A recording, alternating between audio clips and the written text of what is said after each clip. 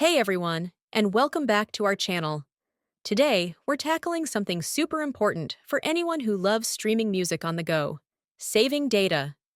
Especially if you're rocking an iPhone with iOS 18, you'll want to know about this.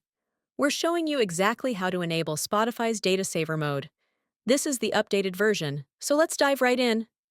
First things first, make sure you've got the Spotify app installed and updated to the latest version.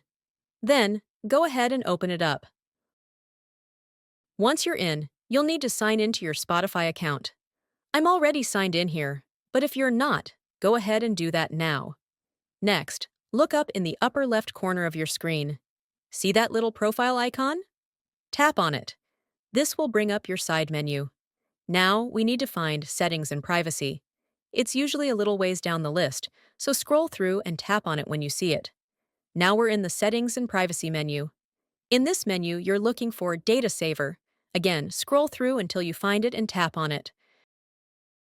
Finally, you'll see a toggle switch for Data Saver. All you have to do is tap that switch to turn it on. And that's it. Data Saver is now enabled in the Spotify app. This means that Spotify will automatically lower the audio quality and hide those fancy animated canvases that play while your music is on.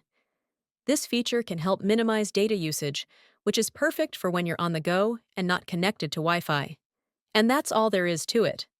Now you can enjoy your favorite tunes without worrying about blowing through your data plan. If you found this video helpful, don't forget to give it a thumbs up and subscribe to the channel for more tech tips and tutorials. Let me know in the comments if you have any questions, and I'll see you in the next video. Thanks for watching.